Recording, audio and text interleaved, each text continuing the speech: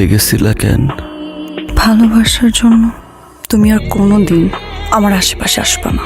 আমি কি আর কোনোদিন তোমারে পাবো না? না, আমার জীবনে একটা পুষ্প ছিল, কথা দিছিল কোনোদিন আমার এই হাত ছেড়ে যাবে না। যে কয়দিন বাঁচমো ওই পুষ্পরে নিয়ে বাঁচমো। তুই যা।